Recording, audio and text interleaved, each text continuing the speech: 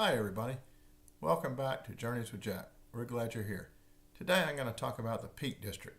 It's right there in the center of England. I got a little map from AAA, by the way. I got to put a shout out to AAA. They make great maps for travelers. In case your GPS goes out, you don't want to wind up in a lake or something. Okay, hopefully you can see this. The Peak District right here in the middle is roughly bounded by Manchester and Sheffield, maybe with Derby down to the south. My friend Emmett and I have been visiting a church up in Newcastle, and we need to get down to Gatwick to fly home. Gatwick is the airport to the south of London. Okay, so we're coming down the M1 and it's choked with traffic, and we really didn't want to have to spend any more hours on it in the same day. It was getting tiresome. So fortunately, we did like a golfer on a par 5. We figured out somewhere to lay up, and that was the lovely town of Castleton in the Peak District. Now, peak comes from the Old English word P-E-A-C, and that means hill. There's lots of hills around there. Here in the States, we think about a peak as the tip or top of a mountain or something. Over there, it was meant to be a hill, very aptly named. There's an awful lot to do in the Peak District. There are caverns to explore, there are mountains to climb, lots and lots of walking trails. In the little town of Castleton, there are caverns as well as mountains, as well as a very interesting old castle. I would like to point out that the town itself is very small, only about 300 inhabitants full-time, but it's got a lot to offer. I found it to be a very splendid little compact walking village. It has no neon signs, no national chains. Instead, there are a lot of old-fashioned English inns with bed and breakfast and an adjoining pub. In fact, there are 7 pubs in the town, all of which serve meals, and then there's several different mom and pop takeaways, various things, fish and chips, etc. And there are a bunch of very small businesses that sell jewelry, bric-a-brac, etc. So let's get cracking. Along the way, we took a little detour on our trip down the M1 heading over towards Castleton. We decided as we were going through Robin Hood country, we would be remiss if we did not stop in Nottingham. Now, in Nottingham, you've got an old castle, and then you've got the statue to Robin Hood. Now, unfortunately, the castle's been wiped out over the years, and it's been rebuilt, so what exists now is rather modern. But there is something that is probably from the time of the legend of Robin Hood, and that is the Ye Olde Trip to Jerusalem pub that is actually partially built into the sandstone hill upon which the castle sits. Legend has it that this pub was the place from which Richard I, also known as the Lionhearted, set out with his troops to go on the Third Crusade in 1189, hence the name Ye Olde Trip to Jerusalem. Now, the ye in the title should probably be pronounced the, because it's based on the Old English or Old Norse letter thorn. Thorn would look like a Y in Old English with a line horizontally through the stem, but in other languages such as Old Norse and to this day Icelandic and perhaps also Faroese, it would look a bit like a P with a horizontal line through the stem, and it is thus pronounced TH. So, Ye Olde Trip to Jerusalem or The Old Trip to Jerusalem, either way, old pub, pretty cool. Supposedly it is haunted. There's been sightings of various ghosts, and supposedly also the model Spanish galleon hanging over one of the bars is also haunted. What we found, though, was that it was just a lovely place with lots of very fine people that had come in to enjoy the atmosphere. It had a lot of cozy little areas that they call snugs off to the side, etc.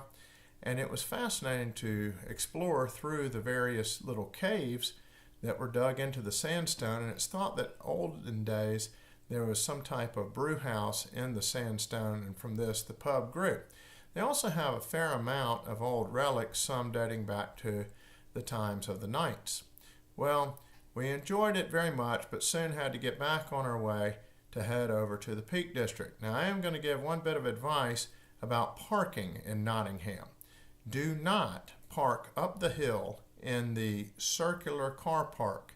Unfortunately, it malfunctioned at the gate when we sought to leave, and there was no attendant. Although we'd paid our fee, we had a bit of difficulty extricating ourselves. Far better to park down the hill near the pub. Okay, moving on from Nottingham. We drove a good bit, passed by Sheffield, and then came over some hills and into the beautiful Peak District, looking down on expanses of valleys, lots of farming in this area, raising of livestock, sheep predominantly, some cattle. Gorgeous area. We drove right up to the ye old Cheshire Cheese Inn and deposited the car in the off-street parking across the street. It was late, so we headed on to bed, but the next morning we devoured a delicious traditional English breakfast made with local sausage, bacon, eggs, toast, baked beans, mushrooms, tomato, and being thus fueled up, we set out walking. We did a lot of walking that day, but initially we turned left and headed for St. Edmund's Church. Beautiful church built in the 1400s. Walked inside and immediately were struck that there were pews with the year 1661 carved into them and the names of the parishioners also carved into the pew. On one wall, the plaster had fallen, which had revealed old frescoes with the Lord's Prayer written in Old English. What a great example of ecclesiastical history. To top it all off, at the back, there was a beautiful memorial to those that had served in the Second World War. So we had multiple different eras of history, all in the same church. Exiting, we passed through the churchyard and went to the town square, where we saw a monument to those that had died in the Great War, also known as World War I. I've seen several monuments like this throughout small towns in the UK, and I'm always struck by the number of men that were lost from each small district and how devastating it must have been. It just shows the brutality of this and I suppose every other war. We continued on from this memorial up to the museum, ticket booth, admission place, general entrance to get up to Peveril Castle. Paying our admission fee, we then had to hike up quite a tall hill up to the top and saw this castle. It was well worth it. The view alone was spectacular, but also I need to point out that it's a fine example of Norman military architecture. It was built by William Peveril about year 1070. If you recall, the Normans conquered England under William the Conqueror in 1066. So shortly thereafter, while they were extending and consolidating their games, this castle was built. Well, castle was great, but the docent was superlative. This gentleman was a fount of information. He explained to us that William Peveril was the illegitimate son of William the Conqueror, and hence he came to power in this area. William Peveril basically was the man that was in charge of Nottinghamshire and Derbyshire, and he exerted tremendous influence. He had the office of Shire Reeve. Shire Reeve is the Old English term from which we get the term now, sheriff. Well, in today's parlance, a sheriff enforces the law. Well, he did such in that day, but there was much more. He was also in charge of boundaries. Also, he served as a judge. He also collected the taxes. He collected rents. He set prices. He set the market days, etc. So as one could see, there would be a lot of potential for corruption with this much power vested in one man. And such appears to have been the case in the Robin Hood legend with the Sheriff of Nottingham, to which our docent alluded. Our docent also taught us about the local gem that was mined through many of the caverns in this area, the Blue John Stone, from which a type of costume jewelry is made. It's actually quite beautiful. Taking our leave from the docent, and now armed with all of this new knowledge, we set out down the hill from Peveril Castle to the town which had grown up around it, hence the name, Castletown.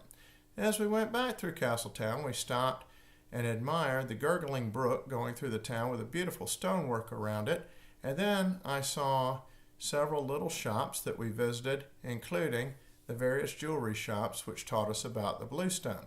But one shop in particular had some curiosities, and I got to show you what I bought.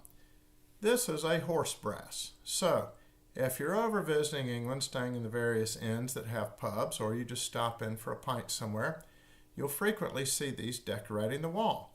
Now, I'm going to put this up close so you can see it. This was from the coronation of King George V in 1911. I've never seen one like this before, quite rare.